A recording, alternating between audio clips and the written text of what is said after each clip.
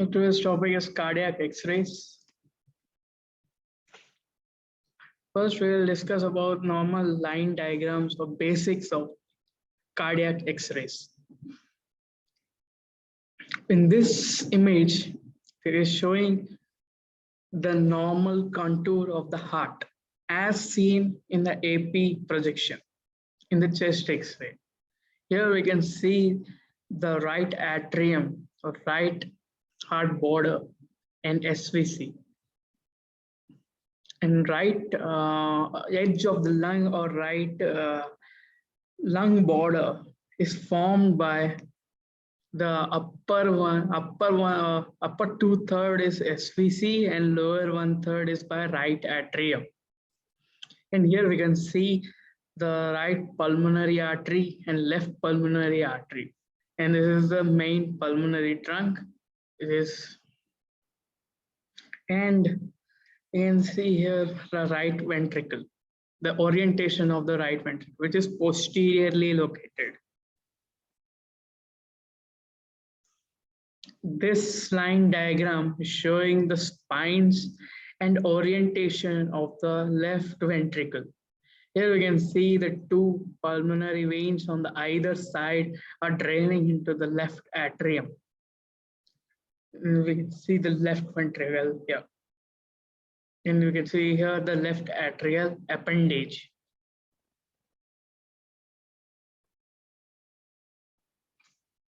And this is a line diagram showing the right atrial enlargement on the left side in the AP view. And we can see here the prominent pulmonary bay. And in the right image, it is showing the right ventricular enlargement. It is on the lateral chest X-ray or lateral view. And here, normally the right ventricle will be anterior and left ventricle will be posteriorly located. And this is the right pulmonary artery and left pulmonary artery. You can see the IVC on the posterior. And this is the sternum, and this is the arch of aorta. This is descending aorta. And here normally there will be the retrocardiac lucency will be there. If this lucency is lost, then there will be the pathology, and assume there is any pathology or any anterior mediastinal mass.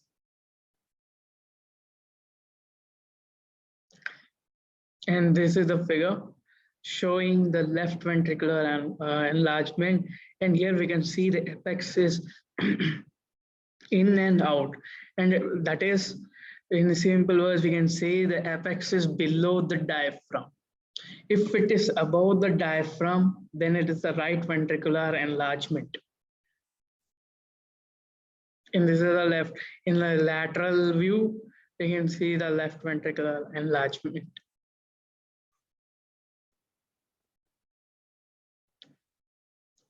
And this is the line diagram showing the classic signs of the mitral stenosis. This is playing of carina, left atrial enlargement, and we insert double heart border, and left atrial appendage is straight or prominent. These four signs constitute the mitral stenosis.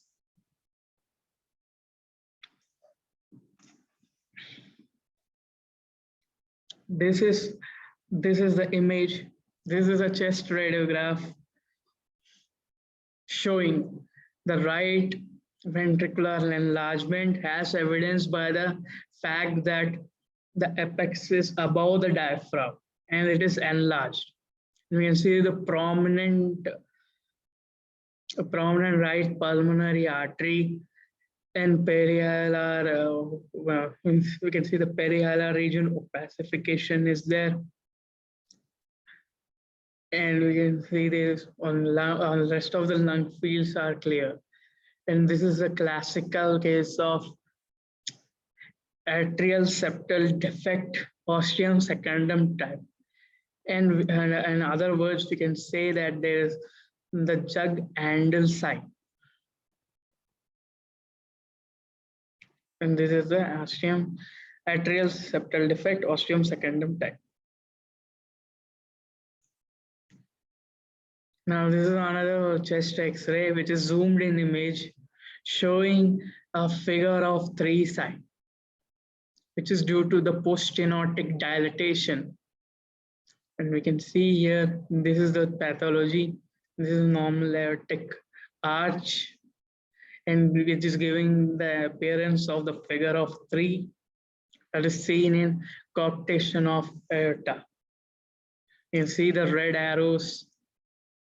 Red arrows is pointing to the figure of 3, and here blue arrow is showing the inferior rib notching. So the figure of 3 plus the inferior rib notching should suspect the coaptation of aorta.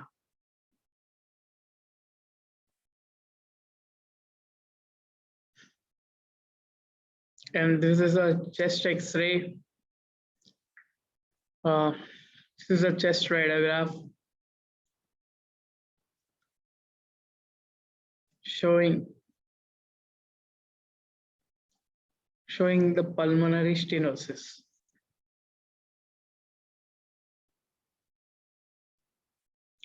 As evidenced by the fact that there is a right atrial enlargement, and we can, and according to the history, we can see the pansystolic murmur. And we see the atrial enlargement that leads to the pulmonary stenosis. This is another chest radiograph. In this chest radiograph, the mediastinum, entire mediastinum is shifted to the right, and the abdominal stomach bubble or funded gas bubble is on the left side. On the right side, normally this should present in the left side. So the diagnosis will be situs inversus totalis, since the aortic knuckle is also on the right side.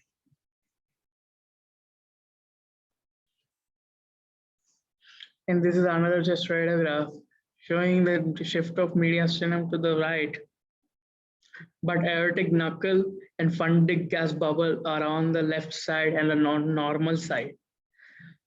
So it is, we can say that it is just a dextrocardia.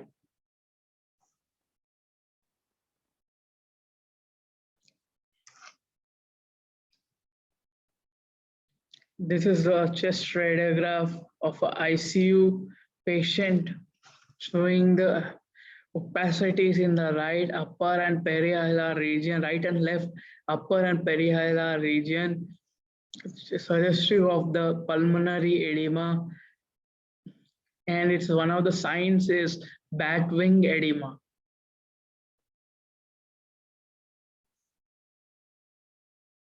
And this is another case of the pulmonary edema.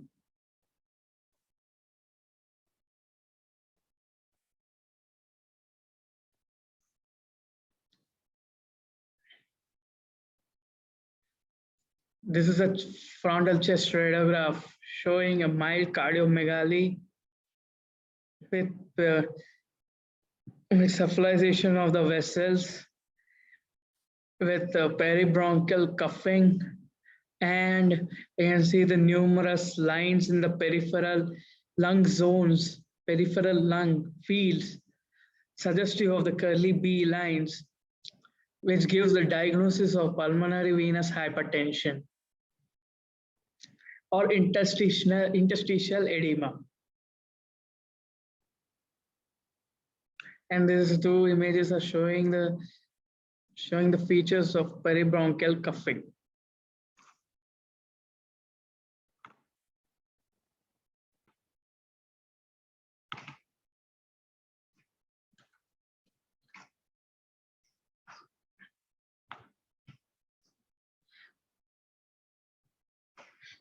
And this is a frontal chest radiograph showing the straight heart border, spline of carina, and we can see the double density heart border, which gives the suspicion of or left atrial enlargement You see the left ventricular enlargement, mild cardiomegaly. This gives rise suggestive of these features are suggestive of classic mitral stenosis.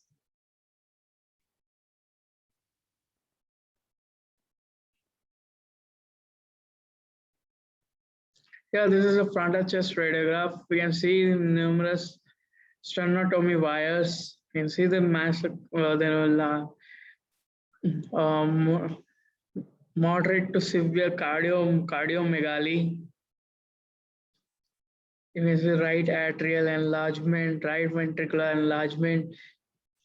This gives rise to the features suggestive. The features are suggestive of mitral regurgitation.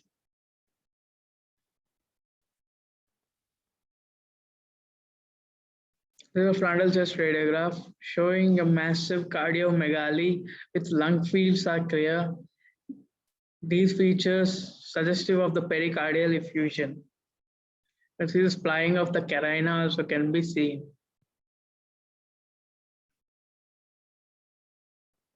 And this is a classical case of pericardial effusion.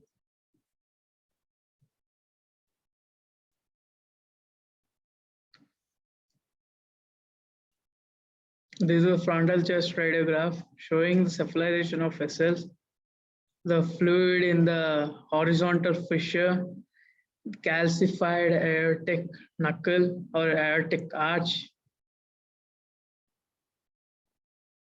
and large cardiomegaly.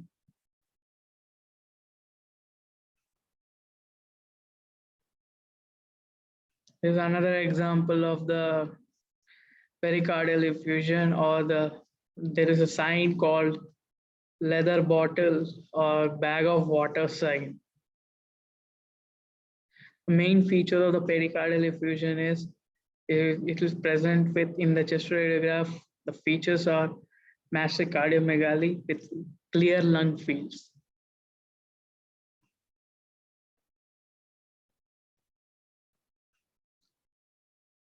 This is another case of here we can see this is a chest radiograph. Here we can see this volume of right hemithorax is reduced, and there is a massive cardiomegaly with calcification of the aortic arch, and trachea is shifted to the right side.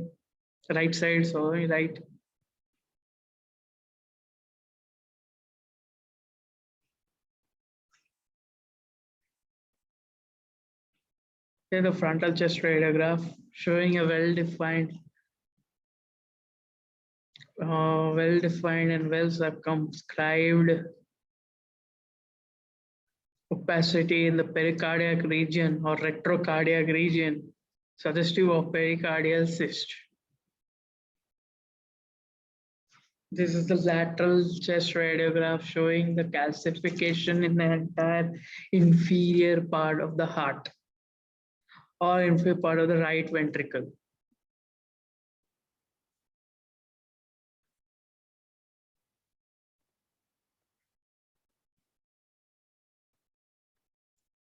This is a frontal chest radiograph showing the well-defined opacity in the left mid-zone. And this is a lateral radiograph showing the calcification in all over the cardiac contour.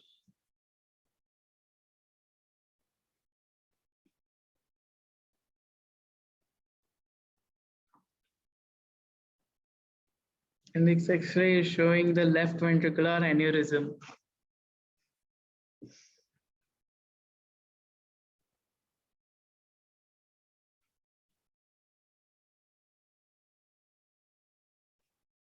And this is a frontal chest radiograph showing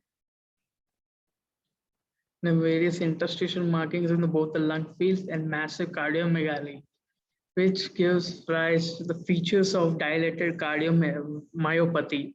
And next step in the management is do the echo if possible.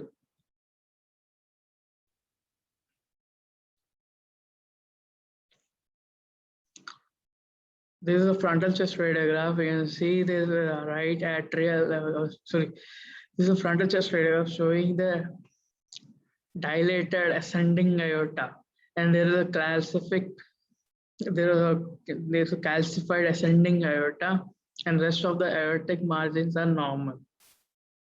And this is showing the aortic aneurysm.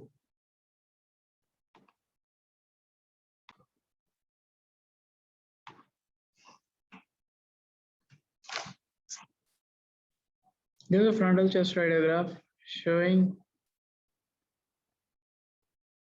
the aortic arch aneurysm, dilated aortic knuckle.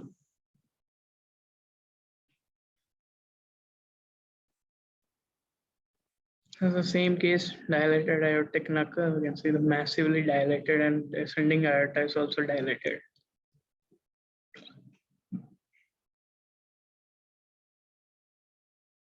This is a massive dilatation of the arch of aorta, descending aorta.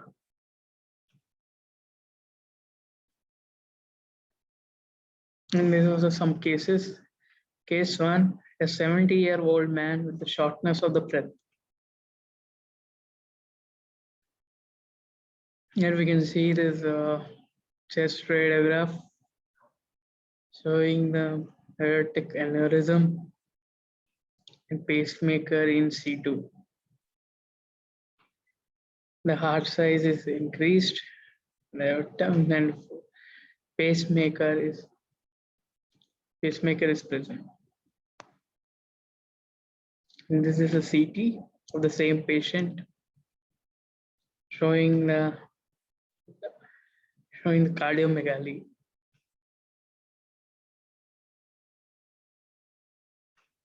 This is the CT image showing CT angio showing the aortic dilatation.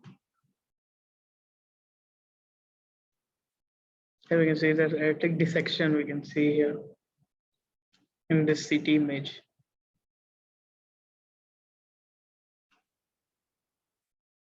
This is the length of the aortic aorta, ascending aorta.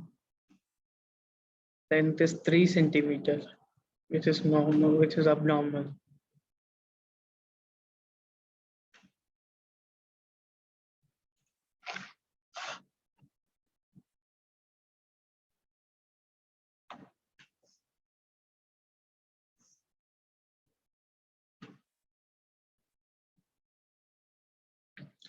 Aortic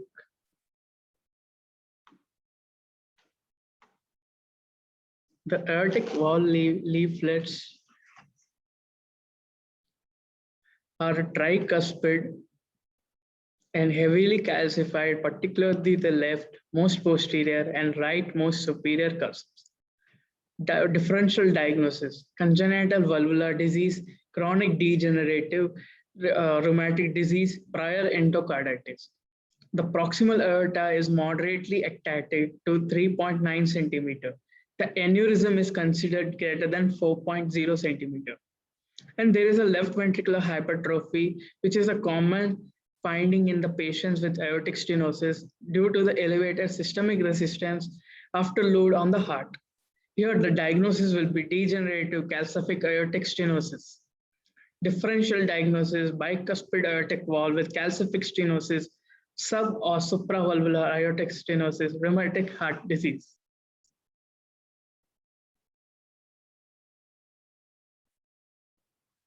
So this is aortic stenosis. This is a case of aortic stenosis. Pathology. The aortic stenosis is a thickening or fusion with calcification of the valve leaflets caused by the non-laminar flow, similar to pathogenesis of atherosclerosis with deposition of calcium on leaflets. The calcification dominates near the base of the valve. The fibrous proliferation of the cusps. The most commonly caused by the senile chronic degeneration. As patients age, 25% of patients have aortic valve calcium by the age of 65 years. The most common cause of aortic stenosis younger than age 55 is bicuspid valve morphology.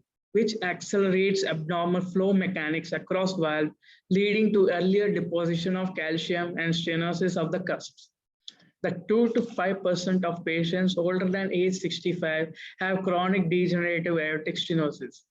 The 1 to 2% of the general population has bicuspid aortic valve, or called BAV, which is associated with other congenital abnormalities, including familial aortic dissection, Turner syndrome, which account for 30%, which have bicuspid aortic valve, and Williams syndrome, supravalvular aortic stenosis, in which the 11% have bicuspid aortic valve.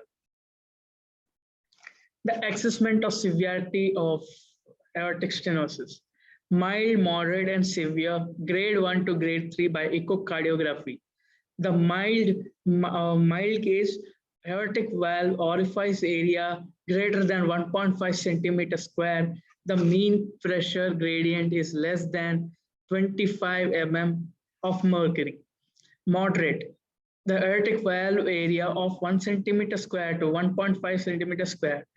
Transvalvular pressure gradient 25 to 40 millimeter of mercury.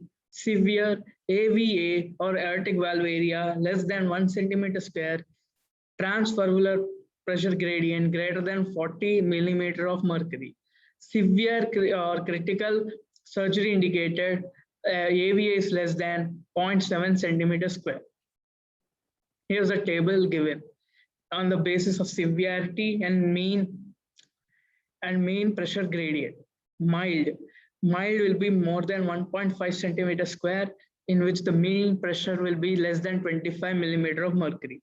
Moderate, the aortic valve area will be 1 to 1.5 centimeter square, mean pressure gradient 25 to 40. Severe, the aortic valve area less than 1.0 and mean pressure gradient of more than 40. Critical cases less than 0.7 centimeter square. Imaging features of aortic stenosis: chest X-ray, 2D echo, NECT, CECT, and cardiac MRI, gated NEM, NRI, CE, contrast enhanced MR, Cine-MR. Chest X-ray features, they give cardiomegaly, which is predominantly left ventricular enlargement, grossly dilated aorta, which differential diagnosis is aortic stenosis, aneurysm or calcification, and left ventricular failure. On TD echocardiography, the best overall screening test, calcified, echogenic, and thickened wall cusps, color and spectral Doppler can assess the severity and transvalvular velocity with which to calculate pressure gradient as listed above. The chest X-ray gives prominent aortic arch aneurysm if aortic stenosis is present without cardiomegaly. If cardiomegaly is present, this suggests a component of aortic insufficiency, pulmonary edema if left heart failure is absent. On CT, unenhanced CT shows the calcification on the aortic valve. Enhanced ECG gated CT accurately shows the aortic valve cusps calcification, possible bicuspid valve leaflets, and left ventricular outflow tract, as well as secondary complications such as post-stenotic ascending aortic aneurysm and left ventricular hypertrophy. MRI, Cine-MRI shows stenotic flow jet, potential bivalvular configuration, and degree of coaptation during dynamic imaging.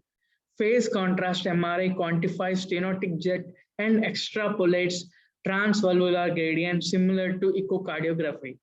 Calculation of left ventricular function morphology, thoracic aorta can be secondarily evaluated for aneurysm.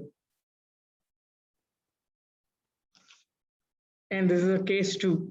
History. A 51-year-old man with end-stage renal disease presents with progressive dyspnea on exertion.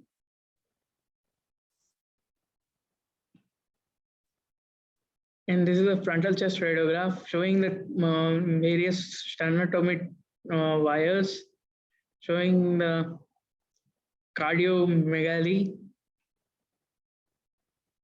and loss of pharetic knuckle. And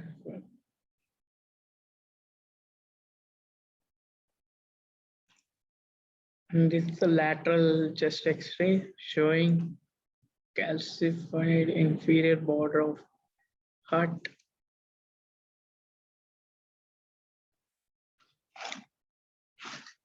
This patient is likely has secondary hyperparathyroidism. The pericardium is abnormally thickened.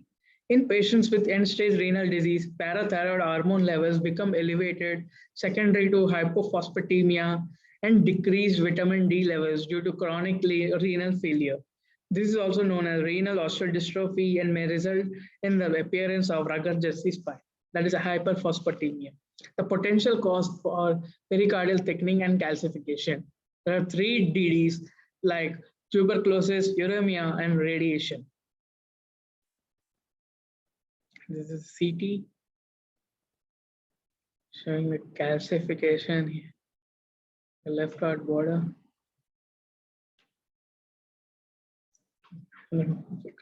Findings. PA and lateral views from the chest X-ray. There's a blunting of bilateral costophrenic angles that represent bilateral pleural effusions. The cardiac silhouette is mildly enlarged. The curvilinear densities along the inferior and right cardiac borders representing pericardial calcification. There are median sternotomy wires, multiple surgical clips overlying the chest. There is a prominence of main pulmonary trunk and bilateral pulmonary arteries suggesting pulmonary hypertension. We can see the prominent pulmonary arteries bilaterally. The axial and reformatory coronal images from an unenhanced CT of the chest, soft tissue window, the heart is enlarged. There is extensive calcification along the posterolateral and inferior aspects of the pericardium with thickening of the pericardium. Calcification is noted in the coronary arteries and also on the aortic valve. Yeah, we can see that. Differential diagnosis: constructive pericarditis, uremic infectious, autoimmune, radiation injury, myocardial calcification, pericardial neoplasm. Diagnosis: uremic constructive pericarditis secondary to the end-stage renal disease. The pericardium is composed of an inner visceral layer and an outer parietal layer with a potential space between the 2 layers that is not usually visualized on the radiography or CT. The normal thickness of the pericardium on CT is less than 2 mm. With any inflammation, the pericardium can become thickened, such as in an acute pericarditis. Sequelae of acute insults and chronic inflammation can lead to symptoms of heart failure and constructive pericarditis. The constructive pericarditis has a variety of causes and is most commonly due to radiation or previous cardiac surgery. Infection, usually viral or tuberculous, connective tissue diseases, metabolic derangements, example uremia, and neoplasm may be other causes. Worldwide, the most common cause of pericardial calcification is tuberculosis. However, in the United States, the most common cause is idiopathic, likely post-viral causes. On imaging, an abnormally thickened pericardium more than 4 mm is seen, which may be calcified in up to 50% of the patients. The ventricles may appear tubular, often with flattening of the right ventricular free wall. The other signs of heart failure, such as dilated central veins, ascites, and pleural effusion, may be observed. The patient demonstrates constructive cardiac physiology, which results from decreased ventricular filling that leads to equalization of the diastolic pressures in all 4 cardiac chambers. Since pericardial thickening has many causes, pericardial thickening alone does not equate to the diagnosis of constructive pericarditis. Rather, a combination of both pericardial thickening along with constructive cardiac physiology is necessary to suggest constructive pericarditis.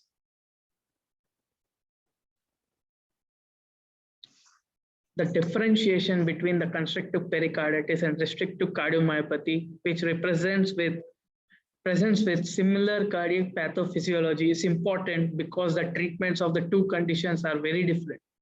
The constructive pericarditis may be potentially treated with pericardiectomy, while restrictive cardiomyopathy may be medically treated. Thickened pericardium and a diastolic bounce in the intraventricular septum due to pressure equalization and intraventricular dependence will be observed in the constructive pericarditis and not restrictive cardiomyopathy.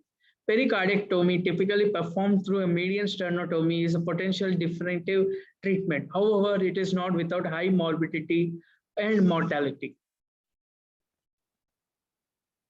Case 3. A 10-year-old girl with a pre-admission chest radiograph. The patient has history of fever as a young child.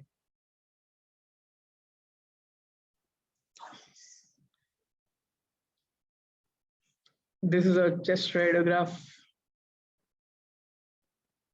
of a young patient.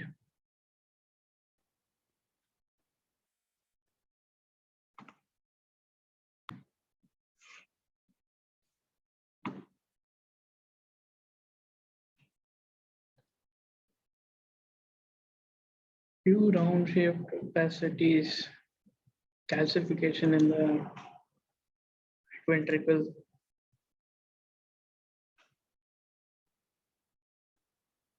Calcified aorta. What are the cardiac features of this disease? Coronary artery aneurysm, coronary artery stenosis, myocarditis. Chest X-ray. There are multiple calcified coronary artery aneurysms. Normal heart size, clear lung fields, cardiac CT, CT angio shows the calcified coronary aneurysms involving the left main coronary artery, left anterior descending coronary artery, and right main coronary artery. Additional aneurysm of the left circumflex coronary artery. Differential diagnosis: Kawasaki disease, systemic lupus erythematosus, polyarteritis nodosa, Takayasu arthritis, septic shock, rheumatic fever, mononucleosis, drug reaction, erythema multiforme, Stevens-Johnson syndrome. Diagnosis is Kawasaki disease. Overview. Kawasaki disease is an acute infantile febrile mucocutaneous lymph node syndrome, acute self-limited multisystemic vasculitis affecting the medium and small arteries, most common in children younger than 5 years old, occurs worldwide but more prevalent in Japan. Etiology is unclear, possible infectious cause in genetically susceptible host, autoimmunity may play a role. Diagnostic criteria: fever lasting for at least 5 days, presence of at least 4 out of 5 of the following should be present: bilateral conjunctival injection, changes of mucosa of oropharynx, including injected pharynx, injected or dry fissured lips, and strawberry tongue, desquamation of the peripheral extremities, diffuse maculopapular rash, primarily truncal cervical lymphadenopathy, illness not explained by other known disease processes. Phases of disease: acute phase, abrupt onset of fever lasts 7 to 14 days. Subacute phase, fever resolves, other symptoms such as desquamation and thrombocytosis occur. This phase lasts for until 4 to 6 weeks. Convalescent stage, complete resolution of the clinical signs within the 3 months of presentation. Cardiac sequelae occur in 15 to 25% of untreated children with the disease, including the following: coronary artery dilatation, premature atherosclerosis and stenosis, and thrombosis, occlusion with myocardial infarction. Imaging: chest radiograph are usually normal. CT angiography demonstrates aneurysm, stenosis, calcification, MRI edema secondary to myocarditis. Case 4. 10-year-old female with hypertension. This is echocardiography showing the pulsus parvus at tardus flow.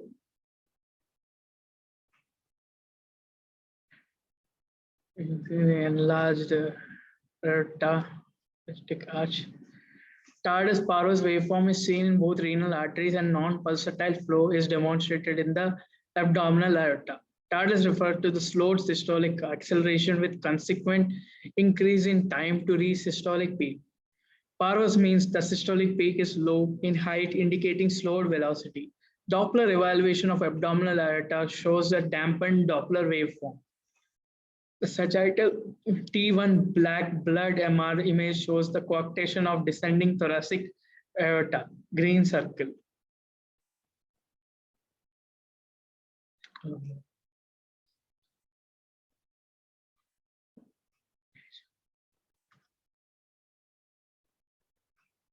We can see the coarctation of aorta. Coarctation of aorta. Hypertension may be only sign of undiagnosed aortic coarctation, which may result in evaluation for renal artery stenosis as a reversible cause.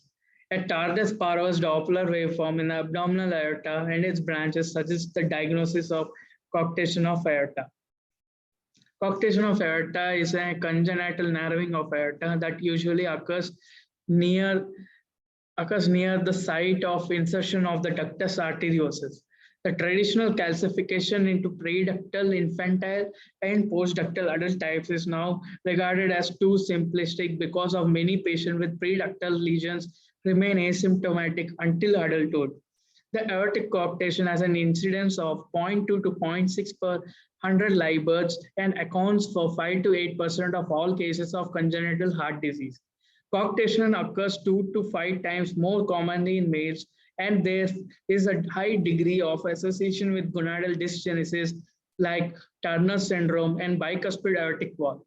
Other common associated anomalies include ventricular septal defect and mitral stenosis or regurgitation. The most infants and children with isolated coarctation are asymptomatic, with the findings of reduced femoral pulses, a murmur, and or hypertension being detected during routine medical care in the patient.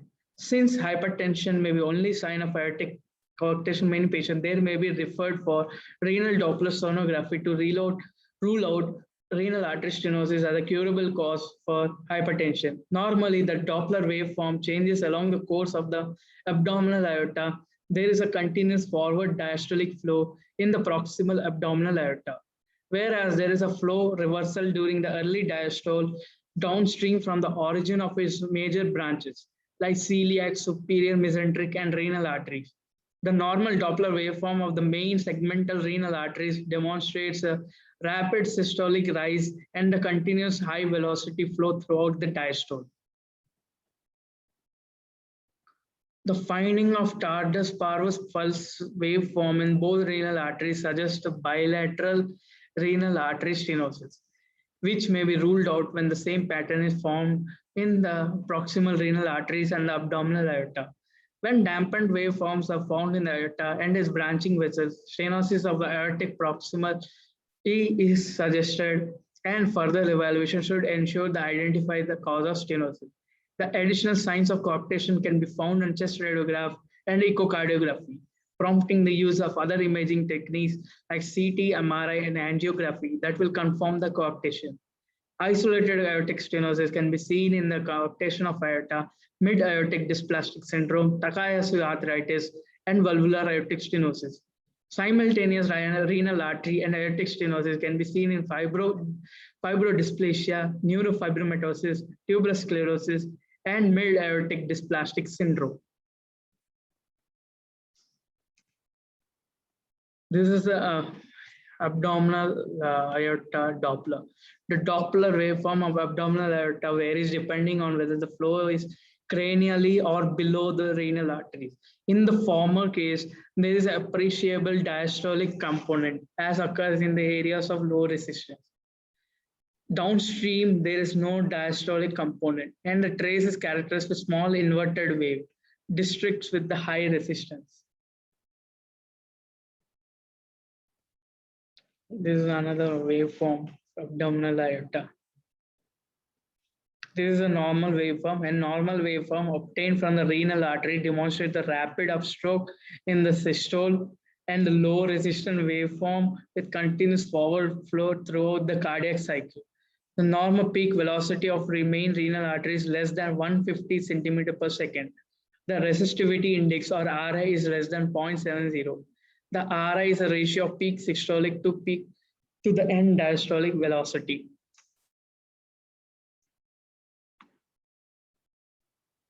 This is the right renal artery Doppler.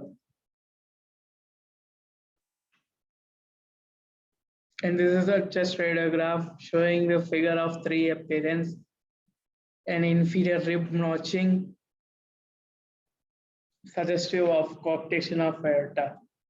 And see the arrows, red arrows are showing the inferior rib notching, and the yellow, blue, and green arrows are showing the figure of 3.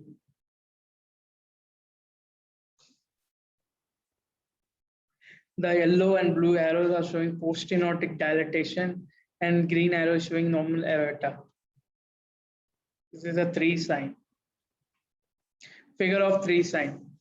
It is caused by in order either a dilated aortic knob or tuck of coact itself, and a post-stenotic dilatation occurs in 1/3 to 1/2 of the patient with coarctation, matched by the reverse 3 or E on barium-filled esophagus. Rib notching. It is a single best sign. The older the person, more likely to have rib notching. Majority have it over 20 years of the age. Rib notching occurs in high pressure circuit, most often involves the 4th and 8th rib, sometimes may involve the 3rd and 9th, and does not involve the 1st and 2nd ribs. Intercostals come off coastal cervical trunk, do not supply the collateral flow to the descending aorta. The 4th and 8th do not anastomose with the internal mammary to form collaterals for the descending aorta. Rib notching unilateral. Isolated right-sided rib notching occurs when LSCA is involved in actual coarctation. Isolated left-sided notching can occur if there is an aberrant right subclavian artery which arises from below the coarct segment. And we can see here that we can see this. This is showing the ductus arteriosus, postductal coarctation, and descending aorta. And this is an extensive preductal coarctation. This is postductal and this is preductal. Thank you.